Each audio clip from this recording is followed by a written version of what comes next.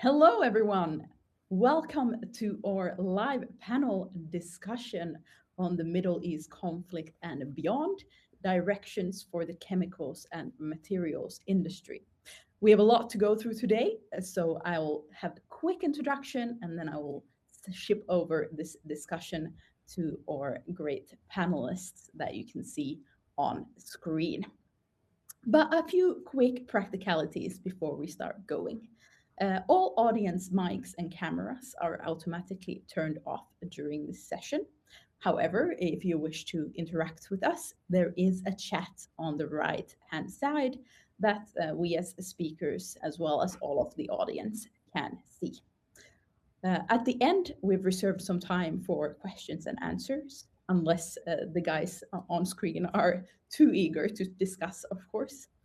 So you can send in your questions through the chat throughout this discussion, and then we'll take them up at the end in the questions and answers section.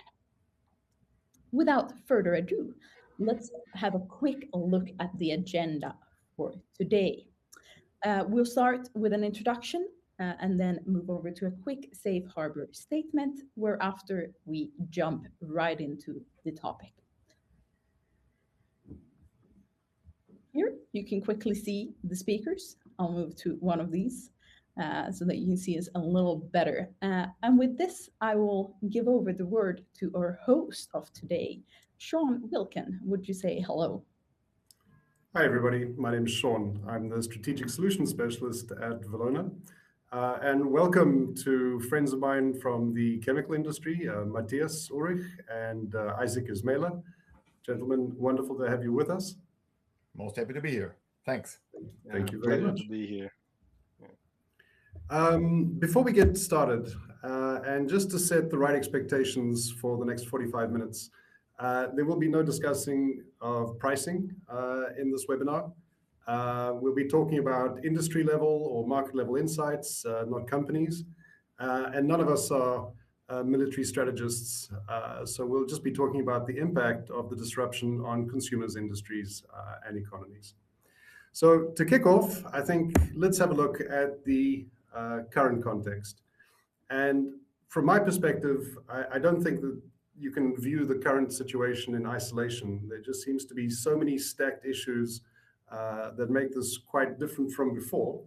But I'm quite curious to see it from your perspectives. So how does the current disruption compare to previous cycles, like maybe 1976 or 2003?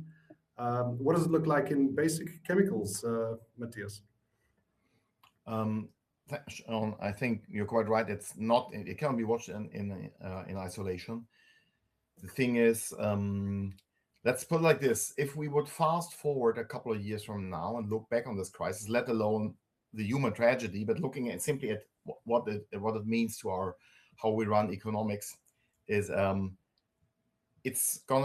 we will look at this just as being just another crisis amongst many. So in other words, although it is a very pronounced one and is by far not over with all the effects, this is just another one amongst a pool of things that define what is often called the new normal. So we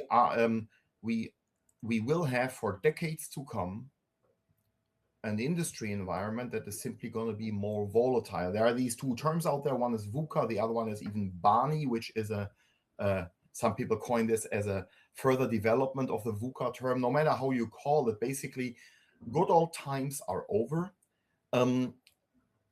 I think it is a bit, if it's different in any sense, what we are seeing right now is we cannot expect after this to simply go back, so climbing back out of a more difficult economic phase by means of demand pickup. That's not going to work anymore. So in that sense, I believe there are, of course, parallels to earlier crises, as you pointed at. But in those times, demand picked up after a while, things normalized again. And I believe that's where the difference is. And in context, as sad as it is, the next ones will come. And we from our mindset as an industry, no matter whether it's a bulk basic chemistry or specialized niche chemistry, it's going to come every couple of, I hope not every couple of months, but it's going to come recurrently. That's what I'm very sure to say. So we're in this for the long term, is what you're saying. It's normal. Isaac, from a specialty chemical perspective, would you have the same perspective? I mean, before I answer that directly, Shaun, I would like to make a frame because I'm a foresighter also. And so you see, the market right now is treating this as another oil disruption. And price spikes are expected, margin compression, or even companies are scrambling. And I think that is a short-term reaction, and it is definitely understandable. But if you just take a step back and look at this, what it really is, short-term reaction is mostly driven, by what we call noise, and it is emotional and rational in terms of response. Foresight thinking actually requires us to, take a deep breath to really look at what is really happening, to look at it and ask different questions. For instance, what structural conditions do we have in place at the moment that will likely define our industry in the next 5 to 10 years? And to answer what you've asked, this Middle East conflict is, of course, real, and it is a key driver on how the chemical industry is going to go in the next 5 to 10 years.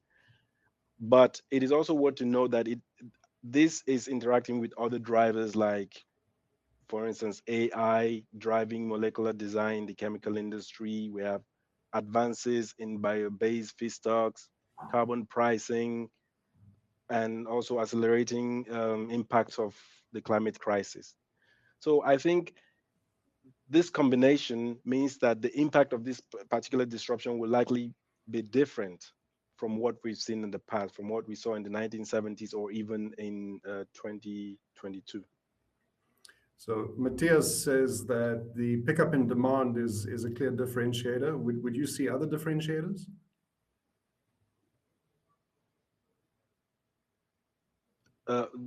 Pardon me? Me? Okay, that was to me, yeah? Yes. Okay, sorry. Um, so I think the differentiating factors would basically be how all these factors interact, like as I mentioned, all these different drivers, whether or not there's a pickup in demand in the near term. In the long term, it's basically going to be how AI influencing molecular designs and bio-based feedstock picking up and all that. Isaac, thank you. I'm going to come back to some of those issues as we go forward, but let's just have a look at the short-term impacts at the moment. And here we see damaged infrastructure, whether through geopolitical events or physical disruptions. What does the rebuild time realistically look like? Matthias, can you help me to understand what the current damage is to infrastructure with the supply of various commodities? Well, if you look at this, the different kinds of infrastructure here is one clear statement as to how, and not being an engineer myself, only what I've learned through the years is these pieces of massive infrastructure are typically being built around that parts are being replaced as through normal maintenance. Something that is happening concretely in the Middle East area now is they are not designed for that. It means rebuilding them, repairing them is an extraordinary effort, not just for the asset itself, but also for the industries delivering into them.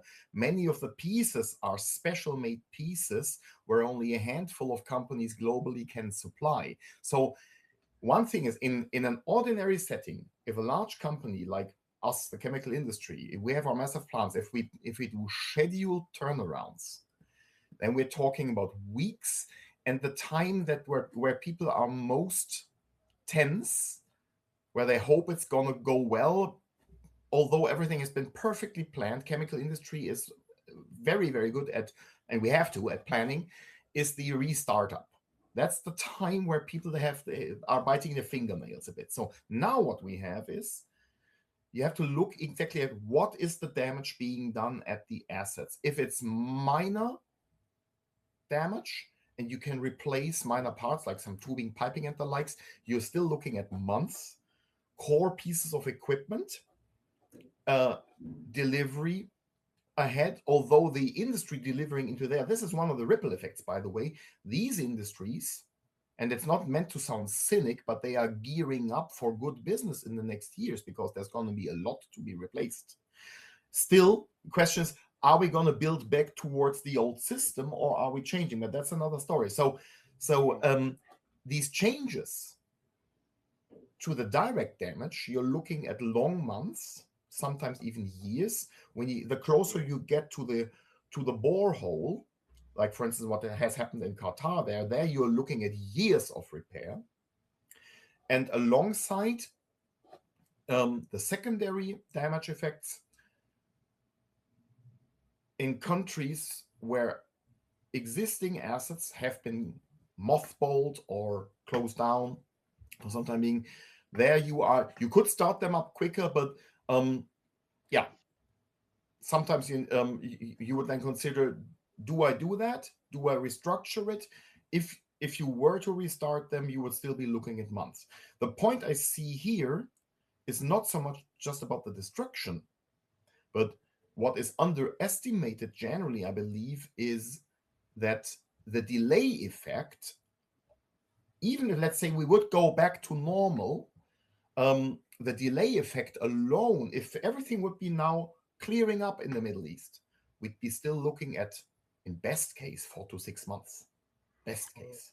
So even if we miraculously had a peace agreement today, yes, we would still be looking at the same situation for many months to come. It's visibly after summer, if not in autumn.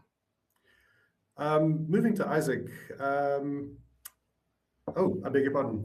Matthias, I have another question for you. No with LPG and naphtha most impacted, and with few alternatives, how will companies diversify their sourcing needs for these basic commodities? If they can.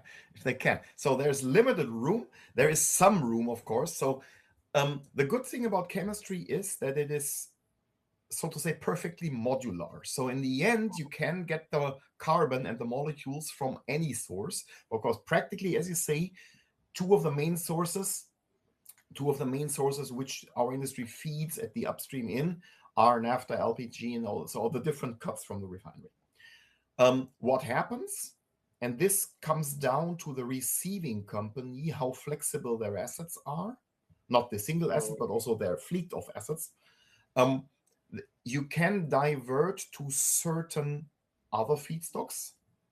Still, in absolute numbers, the world is missing a good share of feedstock, which is practically blocked. So what you do see, a little bit of diversion is happening. There was recently the news that the first light crude tanker from the US made its way to Japan, for instance. But this cannot compensate in full. So the industry is scrambling to find alternatives. I don't believe this will be possible in full. Cynically speaking, we have a softer demand, so the need to refill will not need to happen in full as well. But still, I mean, there's going to be scrambling for the next at least half year to find alternatives, and then also to see, are my assets able to chew that up? Because crude oil from country A is unlike crude oil from country B, and so on and so forth. So yeah, there is good efforts to diversify, but I don't believe this is possible in full. I have a lot of questions about that, but I think passing to Isaac. Isaac, with all these disruptions in basic chemicals and cascading into specialty, how is this changing your operations and your strategy? Look, Shaun, like I mentioned earlier, midterm or short-term reactions are always driven by emotions and sometimes irrational from my foresight perspective. However, it is clear that specialty chemicals are at the downstream end of basic chemicals, and we depend on stable access to most of these intermediates, right? And we've also seen analysis from entities like the Independent Commodity Intelligence Services already saying that there's a constraint on most of these intermediates, like you mentioned earlier, the naphtha and the methanol and all that coming from the Middle East. And I think from a foresight perspective, this is likely to trigger three key signals, most of which have already been highlighted by Matthias. First is, I think, we will increasingly see substitution discussions intensifying in terms of feedstock and process levels, yeah, not just the production aspect. I think we would also likely see companies reassessing how dependent the critical specialties are on single geographical routes. And thirdly, I think we'll also see a growing interest on feedstock flexibility. For instance, what are some of the alternative routes that we could use in the specialty chemicals industry, circular inputs, and basically ways to reduce exposure to these choke points. And Shaun, these represent, in my perspective, structural adaptation that typically unfold over several years. Yes. And yeah, this time potentially accelerating technology transitions that we're already seeing. I mentioned earlier the AI driven chemistry, bio-based feedstock advances, and all that. Indeed. I think let's talk about that more in the long-term section. I think there'll be a lot of questions about that. So Matthias, with regional capacity additions in polyethylene, polyurethane, polyols, these are reshaping global demand balances. And you indicate that we could be looking at softer demand in the future. So is the current situation a temporary overshoot, or is this a permanent structural shift? It's permanent, but so it depends on which region you look at. So what this changes is the balance between the regions from the system like it used to be when guys like us were childs towards how it will be in this and the next decade. Most pronounced is the rise of China becoming highly self-sufficient and adding millions after millions of capacity on either category of basic chemicals and fine chemicals for that sake as well. What you also see is that legacy assets in industrialized sort of old countries such as Germany, the United States, and so on, which used to be scattered, there has already been a start in a gradual shift. So the landscape of assets is changing. There's a huge amount of new build. There's also an overbuild, especially in basic chemicals, which would have even led to soft plant run rates in good times. So currently the run rates in many of these industries are very challenging. And depending on the countries you look at, some are really underwater with these run rates. And this is so there's going to be some cleanup of that capacity as well in the next 5 to 8-ish years. So even assets that are not that old will disappear from the markets again.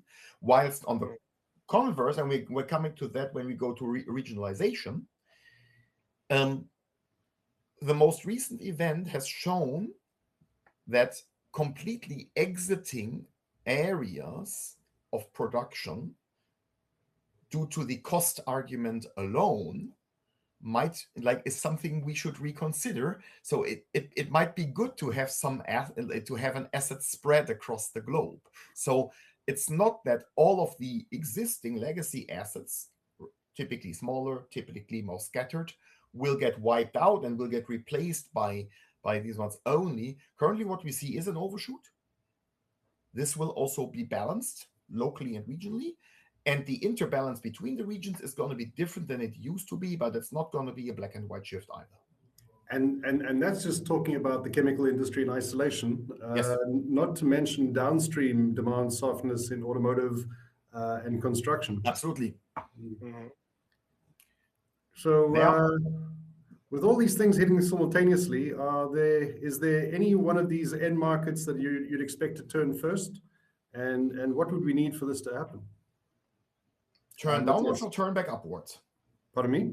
Turn downwards or turn back upwards? I think at this point, even flat is good, but flat to positive. So I couldn't pick one out which is dropping like a stone and the others would hold up rather well. What you see is, I mean, it's one of the elephants in the room, stagflation. It looks like we're going there. That basically means individuals like you and me are saving up a bit more. Also saving up because they are still running a petrol-driven car, for instance. So what you will see is, in my view, we will see a temporary softness of anything services, because people will need to hold on to goods. I mean, people still want to feed themselves, bring the kids to the kindergarten by car, and so on and so forth. But services will have a damper, I believe. Other than that, and the more costly things that you buy. So car sales will not going to be hooray in the next 1-2 years, with one exception, and that's where this crisis has been an accelerator. I mean, this is a not the first, but the fourth or fifth wake-up call for people to accelerate going towards electric mobility. I strongly believe this is going to have an upshoot. You also see it, the demand in solar panels is also pretty great right now. People say, hey, wait a minute, I need to be more self-sufficient in my own home electricity. So not everything will be softer. I mean, generally what we will see is consumption will tone down a bit, services will tone down a bit, and the higher value goods people will tendency-wise prolong or switch to newer technology with the example of electric cars. I mean, I know this stays very much on the surface here, but I guess in the event of time, I'll leave it like that. I think the subtext for the 2020 decade so far is crises accelerate change. Yes, absolutely. Isaac, looking at specialty chemicals, and I think there the obvious opportunity is going to be semiconductors. But now with helium impacted by the Middle East crisis, how do you see that going forward? Look, Shaun, semiconductor chemicals are definitely important, but I'd like to say resist the temptation of framing my response to just simply offsetting weaknesses elsewhere. So, like the semiconductor chemicals offsetting weaknesses elsewhere. I think that while semiconductor segment strength seems primarily like a demand story at the moment that we're seeing, if you look broadly, it's actually a signal story. It's signaling something, and I think it's telling us something about a structural significance about where the chemical value chain is headed. Yeah, as a foresighter, I would suggest that instead of focusing on where this could offset in other sector, we should more or less think of how to allocate. Yeah, uh, and I think semiconductor demand directs capacity and investment towards specific value chains, while other segments will slowly adjust. And yeah, this strengthens the trend towards differentiation within specialty chemicals, where chains will grow through technology intensity, while others could, for instance, face prolonged adjustment cycles. Shaun. Isaac, that makes me think. A couple of months ago, you and I were in London at a conference together, Yeah. and ironically, the two of us were talking to a historian, and the historian asked us some challenging questions on foresight, and the response to him, I can't remember if it was you or me, was that usually you can get a long run on the views as to what's going to happen next. But Isaac, with the market in such a short phase, how does this impact your foresight capabilities? Interesting. Yeah, as a foresighter, the question really strikes a chord, Shaun, because it really goes to the heart of what foresight practice actually is. And I think to answer this, I would say short-term phases actually validate foresight scenario modeling. So we do a lot of scenario modeling where we collect diverse key factors that are affecting uh, a certain area or industry, and then try to model what potential pathways this area could take going into the future. Yeah. So, and then I think that what we should be doing right now, instead of trying to like remodel what the future could look like, if one had robust scenarios in the past, one should be able to see where this current shock is on the map of our pre-existing scenarios. Yeah. And uh, however, what does impair or weaken scenario planning is when analysts allow short-term emotions, again, short-term emotions, to migrate into the long-term framework already in place. Yeah. So I can imagine that we should have this right currently. We should have this foresight discipline, which is to hold structural analysis steady, that we've done in the past, while the short-term environment evolve going into the future. Shaun. Sound like a brave man, Isaac. Sometimes I think when you put the scenarios or on the table, and you worry that they're going to change on a daily basis, it takes a lot of bravery to stick to those assumptions. Yeah, and that is why a scenario planning these days have to be adaptable and flexible, because of course we can't we can't predict the future. We can't predict would happen in the future, but we should be able to easily adapt our analysis to reflect current happenings, which would of course also impact what the futures could look like. Absolutely, and I think from my perspective, that can no longer be a waterfall process. Now it's almost going to be a continuous process where you are checking for those updates and updating it on a regular basis, because it's Yes. just changing. Absolutely. So I think thank you very much. I think we've defined the current context and the short-term context. Now we move to perhaps more fun territory, which is long-term impacts. And I love using the picture of Neil deGrasse Tyson walking on the beach with his dog. And whereas he follows the curve of the shore, the dog is chasing seagulls and greeting people and up and down. And I look at this like our long-term strategic goals versus those operational necessities that we need to deal with. And one of those right now being massive changes in trade agreements, whether it's tariffs or free trade agreements. Matthias, we're seeing a move towards a multipolar regionalization of trade. How are chemical companies repositioning their global footprints, and which regions are winning the race for new investment? And then I think hopefully we'll answer Anna's question in the chat as well. Well, let's put it like this. I am convinced, because otherwise our industry would be performing much less than they are. I'm convinced that long-term strategy is already or has already been started to get adapted since about 5, 6, 7 years. So I hope that no company would start now rethinking, oh, we should look at our long-term strategy. But you're quite right. It's gonna get more multipolar. As I said, like we are having a phase since, I would say, maybe 2015, roughly speaking. So before COVID, we are having a phase where the old bipolar world, which was easy to understand, which was rather simple, has been breaking up already. Going towards more like all of the catchphrases you can throw in, global north versus global south, and so on and so forth. But it's multipolar. So companies are well advised, and I said, to me, it looks like they are all going there with different focal point, but more or less they do is go for a broader global asset footprint. Of course, you would like to have your assets positioned so that you are cost efficient, but cost efficiency alone cannot be the only argument, because otherwise you are single exposed in a situation like this one right now. Cost efficiency, risk mitigation. So I guess, you asked me whether, like, how do we reposition?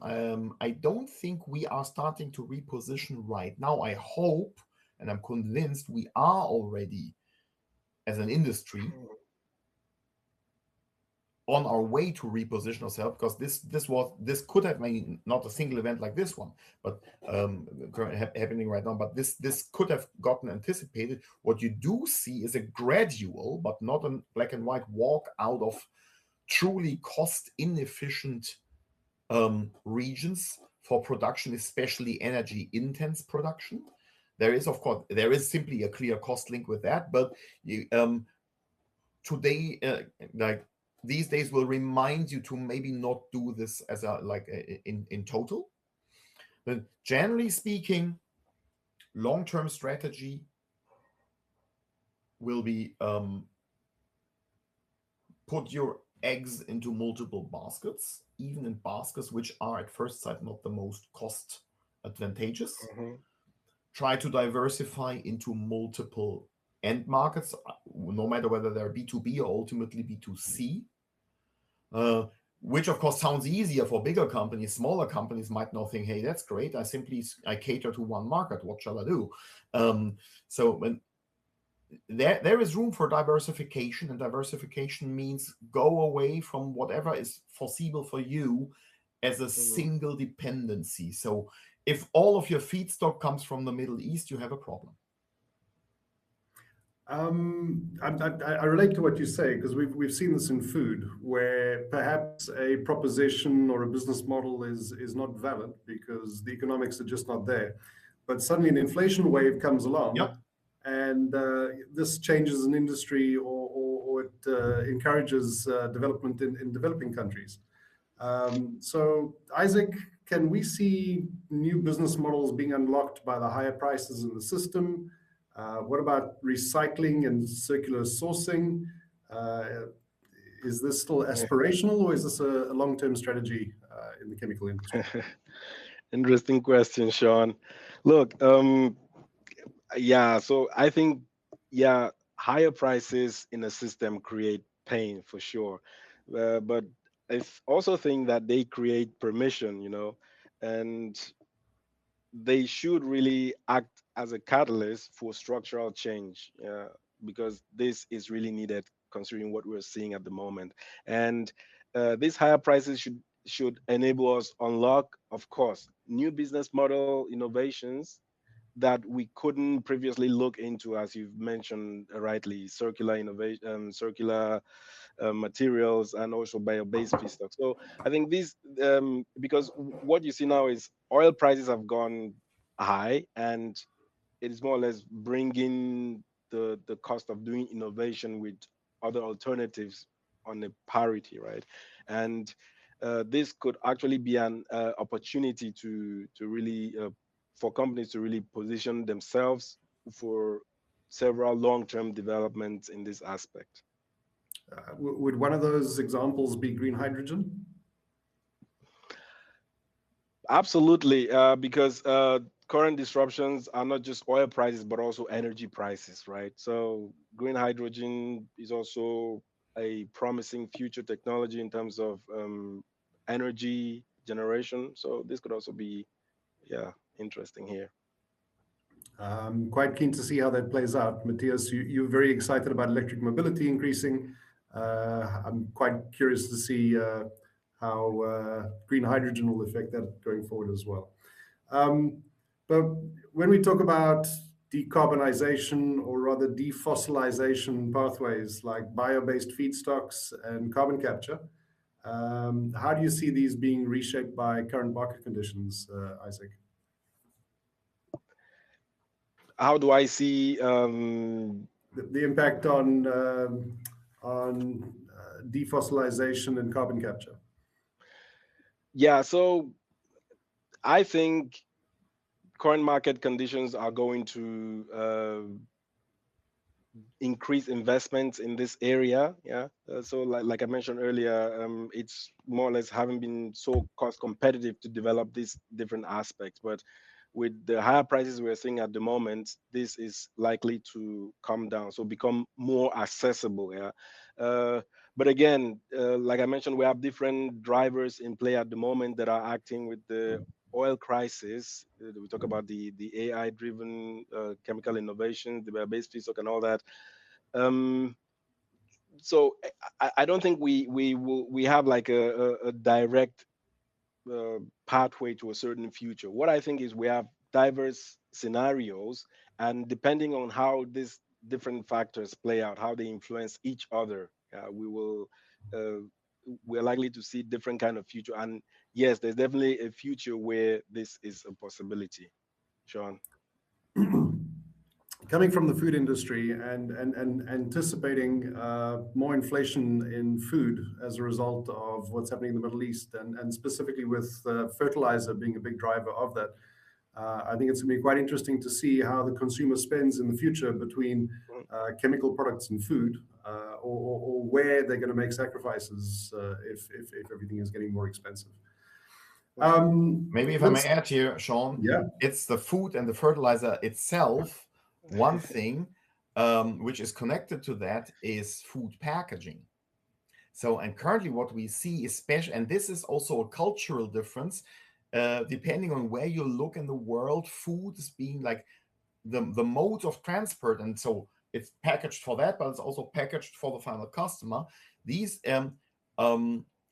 there's differences around the world there. And for instance, in East Asia, quite a few countries have it's standard for them that food is packaged into smaller individual units, which means currently problems of getting all of this food packaging. So even if you might have the food itself, there is currently shortages, and that might have its there might be change coming from that, or rethinking, like, wait a minute. So fertilizer is of course currently a direct it's directly affected, but if you talk about food, the food packaging is another factor. So you might even have both. The time is gone when we can just look at our industries in isolation. You've got to be looking at adjacencies and seeing how they're impacting you the whole time.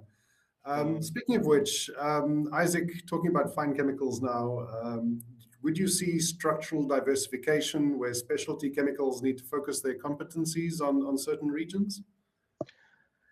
Good question. Look, Shaun, I think the current disruption is strengthening a trend that is already visible, in trade and investment data, like diversification and production across different regions.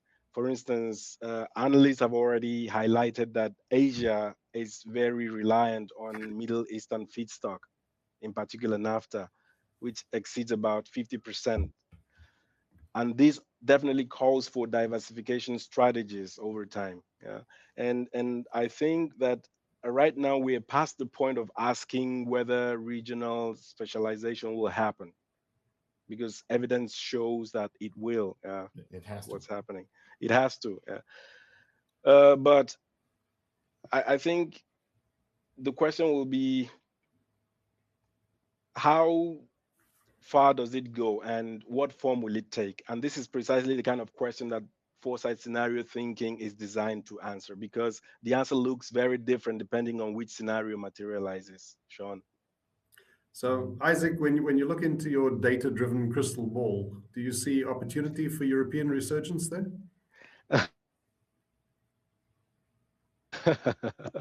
Shaun, I think European chemicals resurgence is a realistic prospect, but it requires specific and somewhat demanding combination of diverse conditions to be in place at the same time.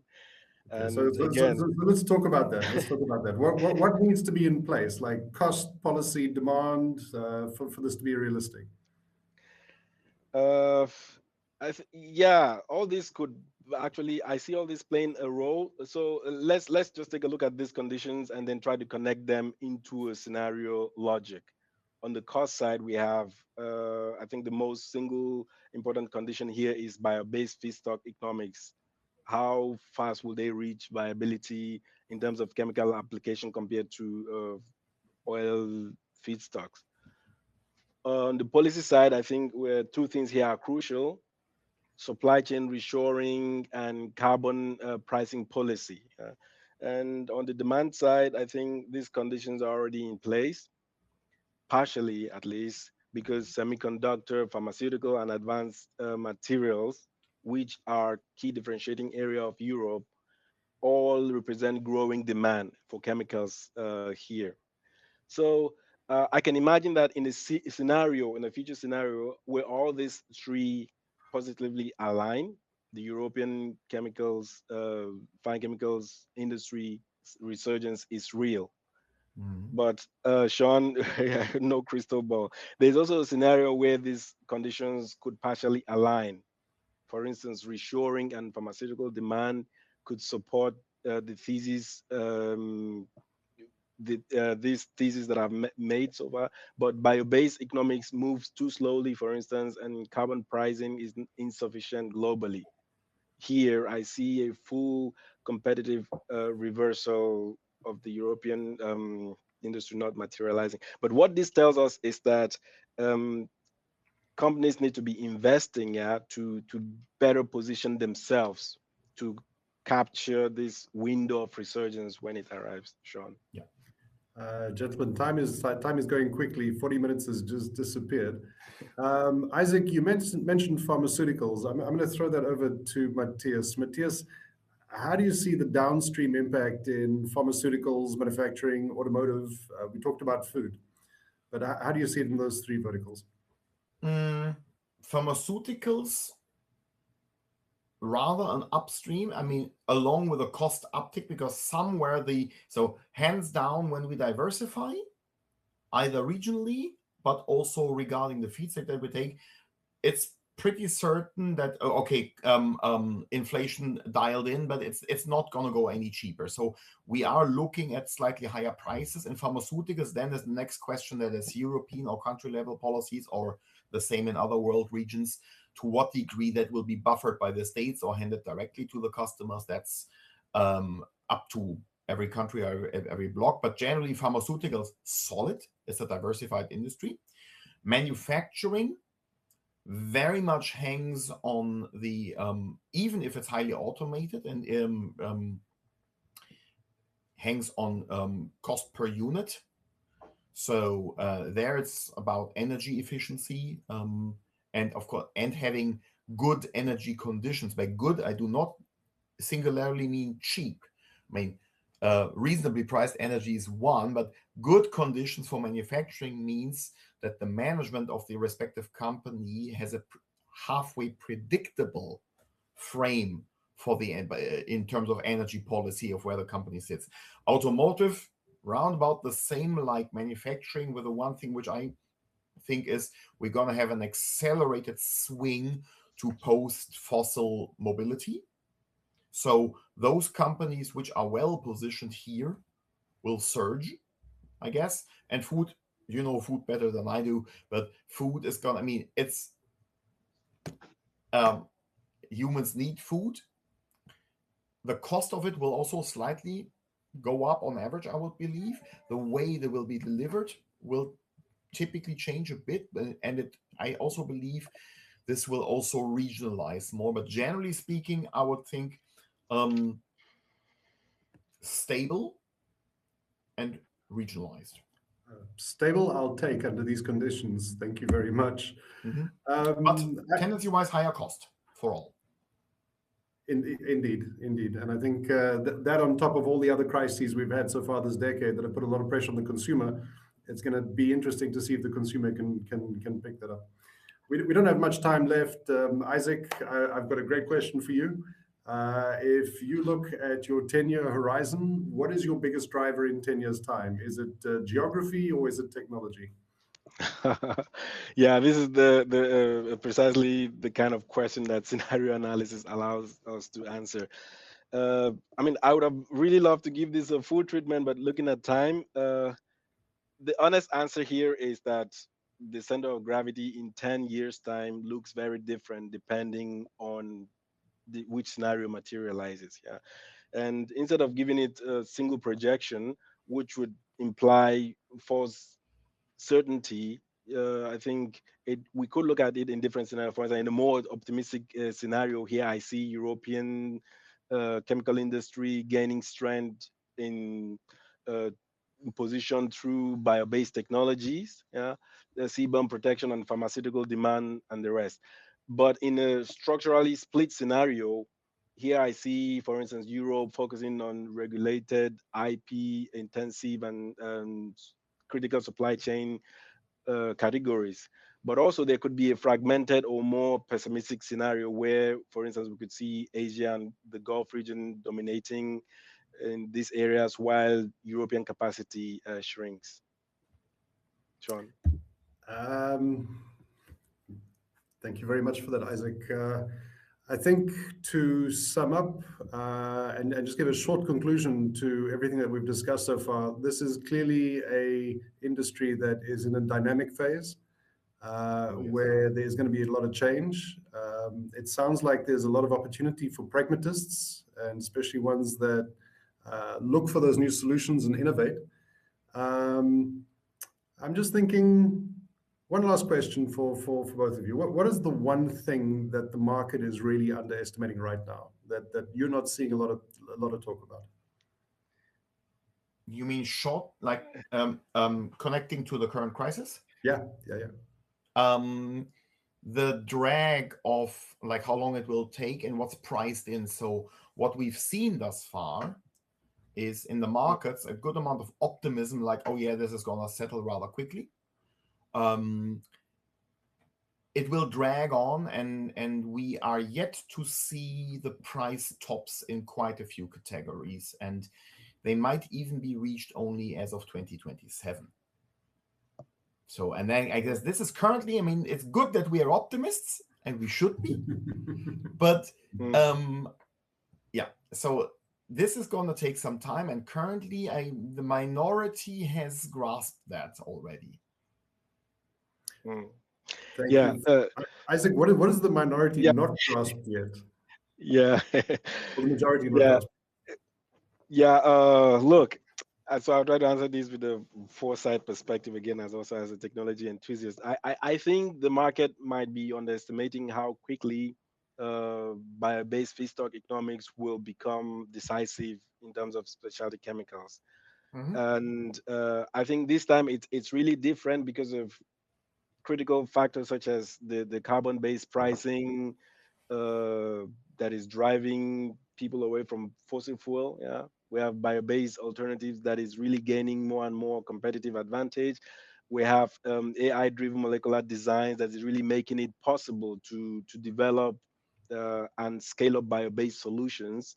So I think in the end, it will really depend on which economics really matter in terms of bio-based use for specialty chemicals and which key segments this could play a role in. For instance, adhesives, personal care could arrive sooner, and others may take longer. Yeah, and in summary, I think early investors in this area will have some kind of significant advantage, while latecomers might risk missing out on the first mover benefit. Shaun. Gentlemen, I just want to say thank you very much both for joining. Having insight specialist and a foresight specialist together on the same topic from different segments is just a pure joy. So thank you very much for your time. You're welcome.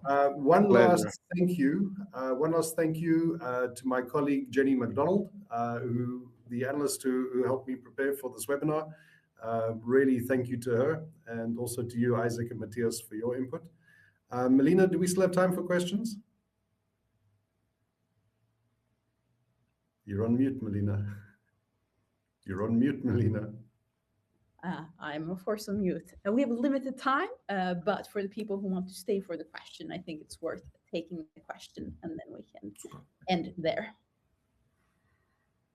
I see Benedict has a question. With the new multipolar world, do you think completely new chemical production hubs will emerge that have not been relevant in the past? I think this goes back to our business model question. Or will assets rather just be diversified further between the existing typical producing countries and regions? So I think we've answered this question slightly, but Matthias or Isaac, do you want to pick it up? I can maybe start, Isaac, and hand over to you. I guess this really depends on the magnitude, because we are... and that's good because we are a chronically strong planning industry. So the stuff goes in before top management presses the final investment decision button, takes a lot. And that FID number, so if it's about bigger numbers, that will be, I guess this will be thought over 5 times. So Benedict, thanks for this very good question, because it makes me thinking. I think it splits. Tendency-wise, I would guess it goes more towards diversification of existing ones, because the fundamental investment into new hubs is something that is a pretty big block for any company. Isaac, to build on that? Yeah, to build on that, let's see. So I think it really depends on which scenario again materializes finally. So while preparing for this wonderful event, we try to model different kind of scenarios, and it's interesting to know that there's a positive scenario where all these drivers that I mentioned earlier, the AI-driven chemistry, bio-based feedstock, and all the rest, positively aligned to lead to a certain future. Here we may not really see this regionalization, because we'll have bio-based feedstock more or less in par with oil feedstock. But also we have different fragmented scenario where there's a split between, say, Western bloc and Gulf Asian bloc. Here we could see uh, different hubs emerging in different places, depending on the kind of access and which access these regions have to feedstocks. Really sounds like pragmatism and resilience are needed as we roll forward. So I want to say thank you for all of you that contributed today, and thank you to all of you that joined us for this webinar. Matthias, Isaac, I think we need to do this again as we roll forward. Most this was happy a to. great session. Thank you so much. Absolutely. Thank you. Thanks, Shaun. Thanks to the whole Valona team for facilitating. Our pleasure. Mm.